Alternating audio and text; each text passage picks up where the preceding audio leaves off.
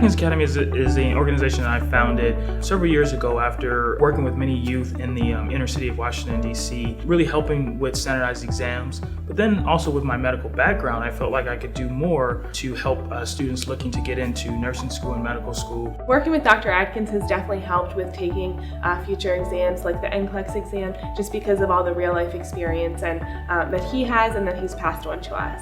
He really broke it down on how to understand what I should be studying for, what I should focus on, and what I should spend a little bit of time on. With our virtual classroom, you can certainly take our class from a coffee shop, from the convenience of your home, or the library at your school, and we've had clients to do all of that. Hey everyone, we got a math question for you today. Pretty challenging, but I'm sure you can handle it. I'll show you how to do it in 5 seconds though, of course, right? So definitely take a look at our free mastery quiz at adkinsacademy.com/mastery quiz. Several questions on there.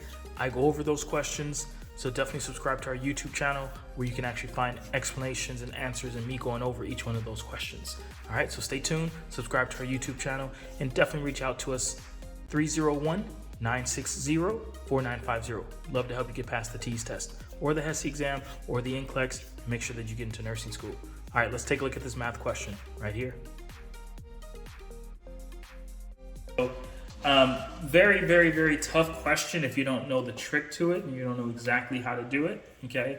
So pretty much it's gonna take you 5 minutes or so more to try and set up a table and try and, hold one variable constant and then try and figure out what the other ones would be. Or you could understand the trick to this. All right, so question 62 here. Okay, so after breaking your penny bank, you notice that there are $4.87 in quarters, nickels, dimes, and also pennies. Okay, and so $4.87. Okay, and so there are twice as many pennies as nickels, and 1.5 times the number of nickels as dimes, and 34 more pennies than quarters. How many pennies do you have? Okay, so all right, so let's understand the trick to this. All right, so here's the key thing, right? Is the question. They ask you for the number of pennies. How many pennies? Right? So how many pennies? Okay, so that means that your answer choices must be pennies, right? So your answer choices represent pennies.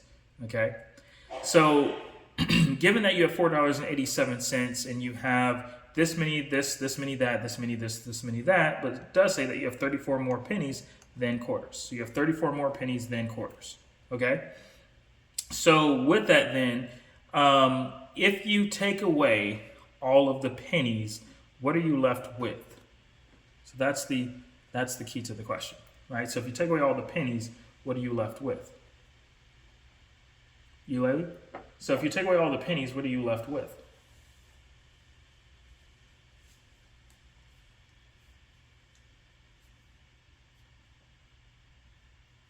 So if you exclude all the pennies, what are you left with, Michael?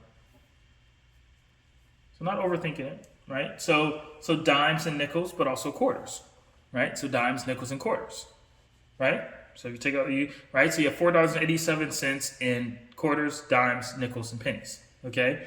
And so with that, then if you take away all the pennies, then you're left with quarters, nickels, and dimes, okay? It's true if you have quarters, nickels, and dimes. So let's understand that. So here's what is true, right? So here's what is true. So if you take away all of the pennies and you're left with quarters, nickels, and dimes, then in the ones place, when you add all those up, you only have 2 options, either a 0 or a 5. There are no other options, right? You will never have quarters, nickels, and dimes and have a 1 or a 2 or a 3 or a 4 in the ones place. Likewise, you will never have a 6 or 7 or 8 or a 9 in the ones place. You can only have a 0 or a 5, right? Make sense? And so if you take away all of the pennies, well, it says that you have at least 34 pennies. And so if you take away the 34 pennies, that gives you a 3 in the ones place, right? So answer choice B automatically out. You have at least 34 pennies, answer choice A automatically out as well, because you have at least 1 quarter, right? And so you have 34 more pennies than quarters, right? And so if you have 487 and you subtract 44 away from it, that puts you in the same position of a 3. That cannot possibly work, right? So therefore 487 minus 42 gives you a 5 in the ones place. That's the only possible answer. Answer choice C here, right? That's how you do that question. All right, so recognizing that if you take away all the pennies, what you're left with is quarters, nickels, and dimes. And so your only option is a 0 or a 5 in the ones place. There's no other option. All right, make sense?